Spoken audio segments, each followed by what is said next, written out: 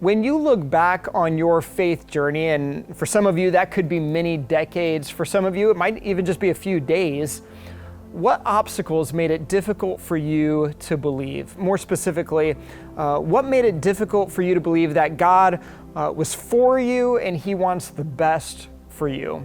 See, a lot of people, especially in Western civilization, they believe in a creator. They believe in a God who created everything on high, but they have trouble believing in a personal, relational God that actually is a father, that actually cares for them.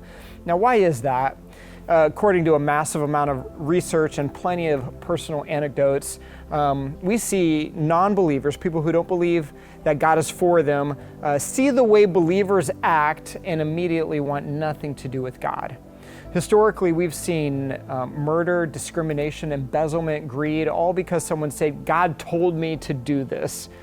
Now, I think the author of Hebrews has a great plan on how we can remove those barriers and actually help someone draw close to the real Jesus in a real way. And in chapter 10, verse 23, this is what the author says. It says, let us hold tightly, some versions say unswervingly, to the hope that we profess, for He is promised to be faithful.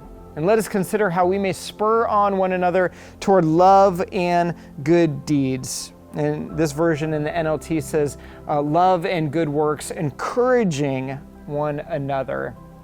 So I'm just going to ask you, how can you remove barriers so that someone can experience God in a new and fresh way?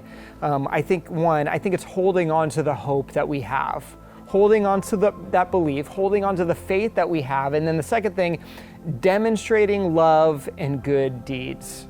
Demonstrating love and good deeds. See, we understand this about ourselves. We're all unfinished and we're all going to make mistakes, but when the church does this really well, real people will get to meet the real God and they're going to see their life changed.